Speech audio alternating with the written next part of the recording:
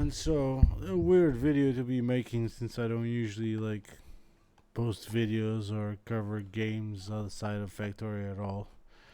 But I basically got home after a few drinks and a night out and tried to load the character before this one, and the save was corrupted. And it was a character that I spent quite a bit of time planning it out, thinking of a super optimized way to level it up and make it really strong. So as you can imagine, that was a huge bummer of losing a save to corrupted data.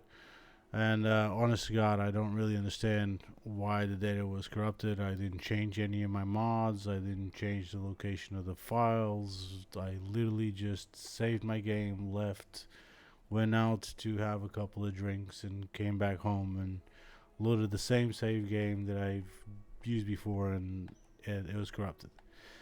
So I lost maybe 40 levels of progression across all stats, but it also made me want to at least put together a quick little video for the YouTube channel, so it's archived, about what's this character about.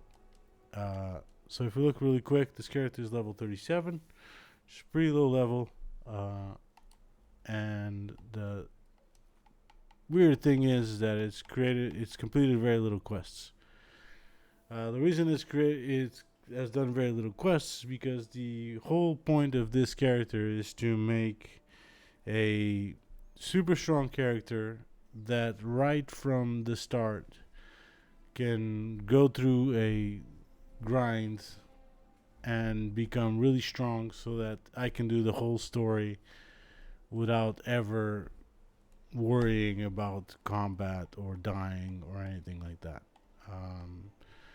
If you're like, oh well, but combat is fun, and I played Skyrim for so many hours now that the combat sucks.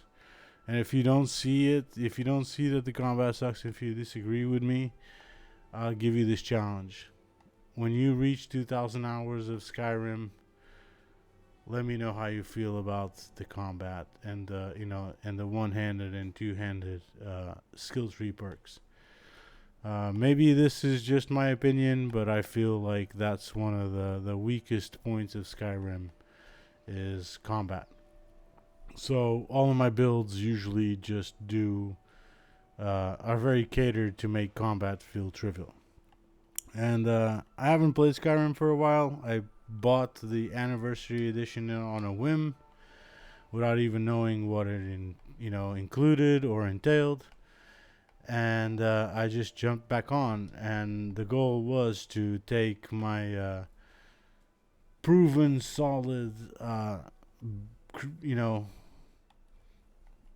strategy to create a strong early game character and take it to the next level, and basically make a character that doesn't use any weapons. It just walks around, casts the occasional healing spell, but everything dies around it.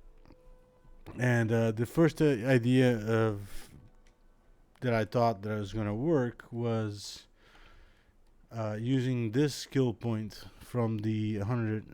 It's effectively what you get for 100, reaching level 100 in heavy armor. So I thought that this was going to be really strong. But basically, after some testing, I have found that even though it does trigger 1 in 10, the damage that gets reflected is the damage that you would receive after all of your armor and damage reduction gets applied.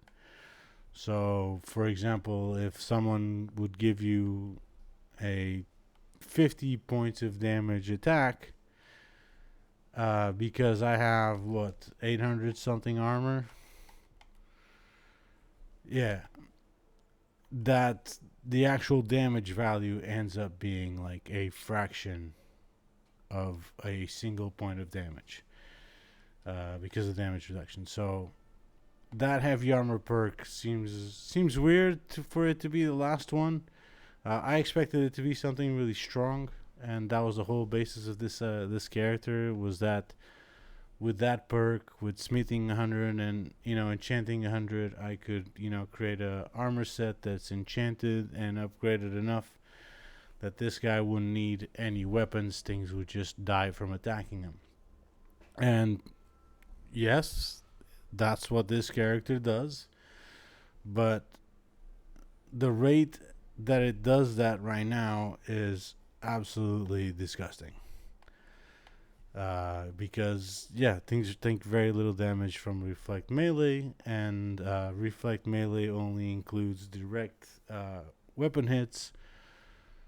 So it's very little. It's literally just looking back, and with the knowledge that I have now, don't spend the rest of the points past the first 25% armor bonus, because once you get this to 80 and this to 30, it's a total of 125 extra armor, which means that ebony armor wouldn't be enough, but Daedric or Dragonbone would be enough to get you the damage resistance cap that, when combined with something like oak flesh and a lot of life regeneration enchantments, you can basically just absorb all types of damage, especially if you are using this Breton like I am, and combined with the Astronaut Stone. Right now, as you can see, that for leveling up, I'm using the Lord Stone. This was kind of experimental. I went a lot of times back and forth between investing more in magic resistance and enchantments, or taking a stone that takes care of it. But I ended up finding out in a previous save that the cheapest in terms of effort and point expenditure is to just get the Astronaut Stone. Now, this is kind of weird, because in the beginning you don't want the Astronaut Stone, because one, the 25% damage reduction from magic that you get as a Breton naturally, and the dragon skin skill that the Breton comes with, those will save your early game. Every time you see a mage, he casts something, you cast your special once a day power, you deal with the situation, you wait for a day, and you move on to the next spellcaster. Eventually, you have more than one spellcaster in a group of enemies, and that's where, when that starts becoming common in your adventures, that's when you can tell yourself, hey, it's time for the Astronaut Stone. So basically, with the Astronaut Stone, you can look at here and say it absorbs 50 increases magicka by 50% and absorbs 50% of the magicka from hostile spells, and magicka regenerates much slower. I didn't understand this at first. I was like, well, who cares about absorbing magicka points? Damage is what I want to prevent. But after some testing, that's exactly what happens. Basically, the Astronaut Stone gives you whatever damage you take from a spell as magicka, which in combat keeps you topped up so you can cast any heal that you need. And combined with your alteration skill tree points expenditure, gives you I think right now I'm 10% off, but 50%, 75, 95. So once I get the last skill point, so reach level 70, I'll get 30%. I'll be 105% resistant to magic. That means that no spell hurts me in the game. And then lastly, to finish the character, restoration needs to come to 90 so that we get 250 points healed automatically if we fall below 10% health. I know it doesn't look like it right now, but our health is at 300 health points, which is usually about the time that I stop pumping max health. But for this character specifically, because Uh, I don't really intend to spend that much more on any other skill. Maybe one more skill tree, which would mean like 5, 7 perk points. I could probably just not spend that. But basically, at this point, after finding out that the reflect melee damage from the heavy armor skill is kind of underwhelming, the next attempt is to get the Ebony Male unique enchanted item from the Boetia Followers quest, which starts at level 30. So as I kill Boetia followers, they'll have a specific book in their inventory, and once I read that book, I start the quest. And once I start that quest, upon finishing it, I get a uniquely enchanted chest plate that makes me do poison damage to anyone around me while in combat or sneaking. 5 points of damage sounds terrible, but damage in Skyrim is very poorly implemented, and what 5 points of poison damage means is that every second, if they're within the range of that effect of yours, they take 5 points of basically unmitigated damage. So you can't mitigate poison damage. That's why, like, it's one of the easiest ways to die early game, even if you're heavily armored to a spider or something like that, or like the bugs from the farmers are always like a really difficult enemy in the beginning of the game, is because poison not only stacks, but there's the only way to actually avoid poison damage is to use the cure poison potion, which is not a common thing, at least not for me to have. Maybe some of you guys always buy one when they see one, or you guys know the ingredients by heart. But for me, it's one that I never even look at, and yeah, sometimes I find myself getting caught with forgetting that poison stacks. But in this case, I'm hoping that the armor aura effect of infecting people with poison will stack if I take people out of the range and back into the range. I still need to test that, but as it is right now, I have maybe 17 hours in this save game, and my character is absolutely indestructible, and it's not even completed. So yeah, I wanted to save this in a YouTube video. Nothing major. I might follow up on this character once I go through all the quests again, or if I for some reason can't make my character work. But yeah, basically the goal is to have a character that doesn't attack. It just walks through stuff, and anyone that gets near or attacks me dies in some form or fashion. At this point, I think I might have to rely on a really strong follower like the Khajiit that I have with, smithing 100 and enchanting 100 gear. But that would be okay for me too. Basically, all I want is to walk through the storyline of the main story and DLCs and basically watch a Skyrim movie knowing that I can't be killed. I just want to leave it at a last note. If you're one of the people who follows this channel and sent me messages saying that they're disappointed by the rambling video from Factorio last, the lack of detail, the fact that, I was just rambling, not following the script, I repeated myself, and the overall, quality of the content, yes, I'm quoting you, bastard, was below average of your YouTube standards. Well, tough luck, dude. Don't follow. This channel is not, my attempt of being a content creator or explore that career. This is just a place for me to store gaming achievements that, when I'm old, I can show my young relatives. Like, back in my day, that's how we made it, a strong character in the game. Or, back in my day, I used to play this game Destiny and kill a lot of people and do stuff like not getting hit a single time in a 5-minute match. So, yeah.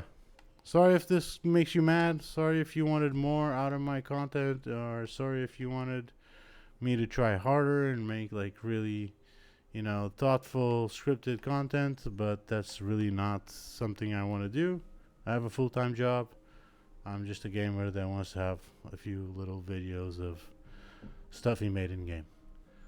So if that doesn't bother you and you like following along, and maybe this will give you an idea for you to try something new with Skyrim Anniversary Edition, leave me a comment saying, hey, thanks for giving me this idea or whatnot. If you're having difficulties following like the idea of creating this unkillable thing, yeah, message me. I'll reply as often or fast as I can.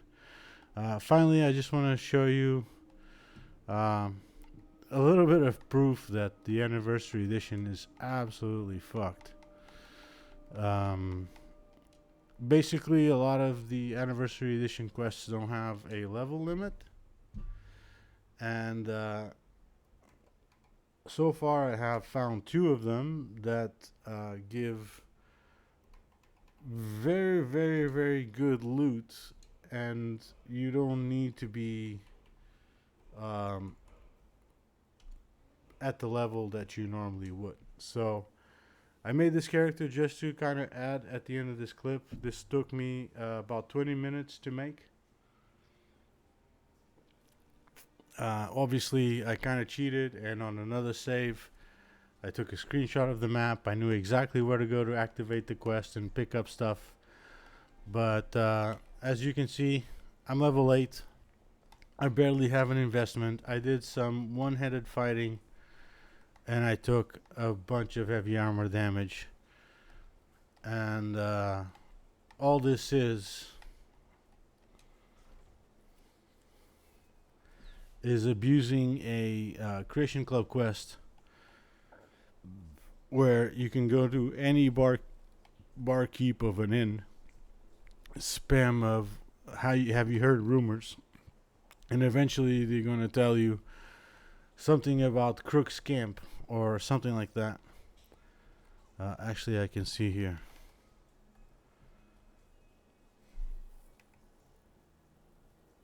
This is the Daedric armor set.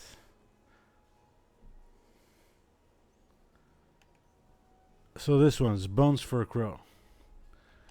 So Bones for a Crow has you do a few quests. Like, I think you come to this camp. There's a few guys here. You find out some note or something. Then it takes you to Arcwind Point. This place is a pain to get to because there's no, like, how Skyrim usually has like the little stones with the flags pointing you the way to go to each dungeon. No, this one is super weird, and basically the way that I recommend you get here is find the regular path that takes you to that altar down there, kill all the skeletons, and then look east, and you know that it's this side.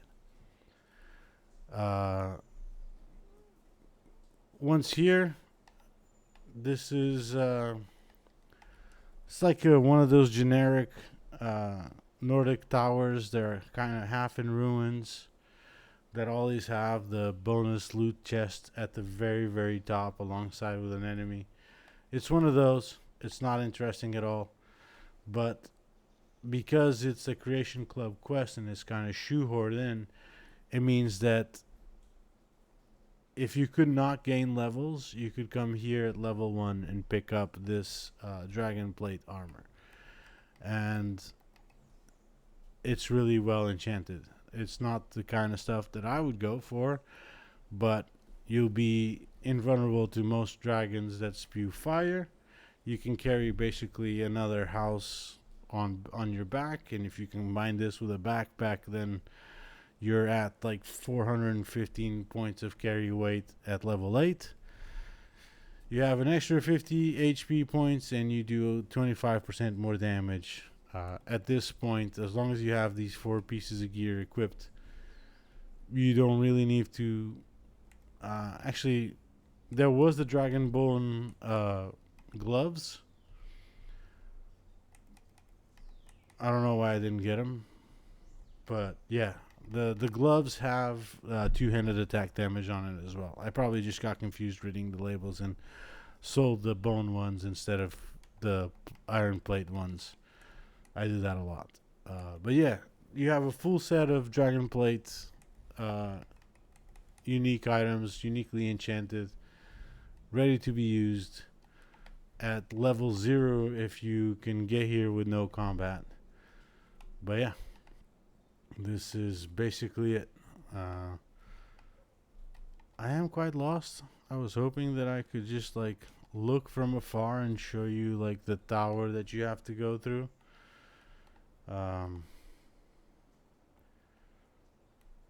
But without the mission quest marker is a bit difficult. But basically somewhere in here there's like a half destroyed tower. I think it's somewhere that direction because it's a pain to get to. But basically just make yourself a easy way. Look on Google, Arcwind Shrine Tower, Arcwind Point. Get a map for here, and I can guarantee you that between the Imperial camp that you have to go through as you go in and reaching this point, you're going to find the end of the cross-truth quests and this bone armor, this dragon bone armor. Super OP if you have like a character that's weak in the early game, but it'll become, a godlike thing after some, experience and points investments. Definitely get the Anniversary Edition because it allows you to sprint basically to this part of the map, get this really nice armor, which will basically, like, you could literally not change armor for the end of the game. I might do that as a challenge, just try to finish the game with this armor from level 1. Anyways, I'm rambling. Have a good day.